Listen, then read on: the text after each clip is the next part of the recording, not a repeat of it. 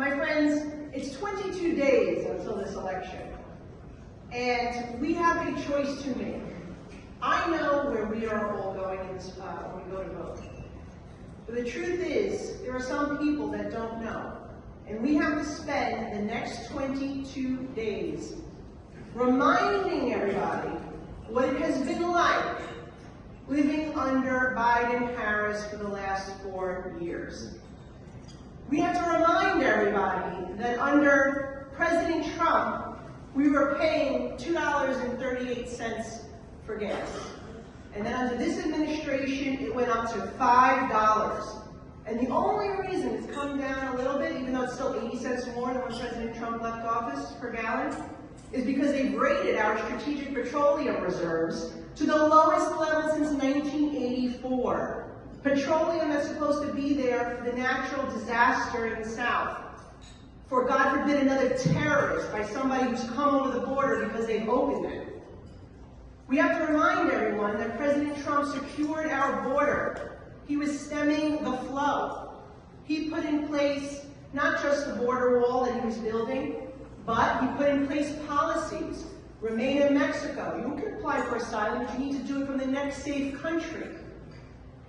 He just made sure that people were following the rules of our country. Simple as that, just like our families did when they came. Today, we have no border. We have people who are murderers, rapists, hundreds of terrorists caught at the border or in our interior, 15,000 people who are murderers that have been allowed in. Think about this. There was a guy roaming around New York. He was wanted for 23 arrests in his home country of Peru. He was caught at the border, but under the Biden-Harris rules, Border Patrol had to release him into the country. The illegal immigrants who shot our police officers here in New York City, the ones that assaulted police officers in New York City, the one who raped a 13-year-old girl in Queens, that raped a woman under the boardwalk in Brooklyn. All of those individuals have something in common. They were caught at the border. But under Biden-Harris rules, Customs and Border Patrol were directed to release them into our interior. And then we, the people of New York City, because we have a ridiculous mayor and city hall, minus the few from Staten Island that represent us in City Hall, have decided that we're going to have to pay to put these people in hotel rooms. Ask your parents or your grandparents, Mom, when you came to this country, did anyone pay to put you in a luxury hotel room in New York City? No? That's interesting. Because in the Biden-Harris rules, under Mayor Adams' rules, under Kathy Hochul rules, under the Democrats' rules, we will pay to house you, and if you commit a crime, you will be released back onto the street to go back to that luxury hotel room that we're paying for so you can continue to wreak havoc. Under Biden-Harris, we have 2 new wars. And if Harris wins, I can pretty much guarantee you we'll have a third one because China will invade Taiwan. Under President Biden, we have seen appeasement of our adversaries, destruction of American energy to appease our adversaries, Russia, Iran, Venezuela, all the people that don't like us. And if it wasn't for this administration, we would still have the maximum pressure campaign on Iran that prevented them from funding Hamas and Hezbollah in the terrorist attack on our ally Israel.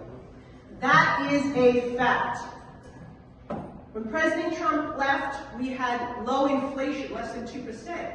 It skyrocketed to 9% under this administration. They have decimated our energy supply.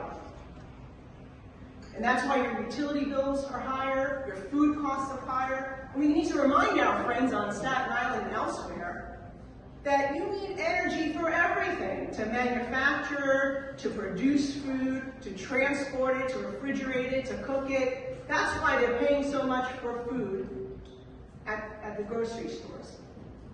So, everything I said here today, you all know. And that's why you're here supporting the Republican Party. Because you want a secure country. You want a safe city. You want America to be affordable again. You want our economy to be prosperous again, and you know that President Trump created 7 million new jobs. He lifted people out of poverty. He doubled the child tax credit. He doubled the standard deduction, keeping more money in your pockets. And we had the lowest unemployment among African Americans, Hispanic, and women. So that's the choice before us.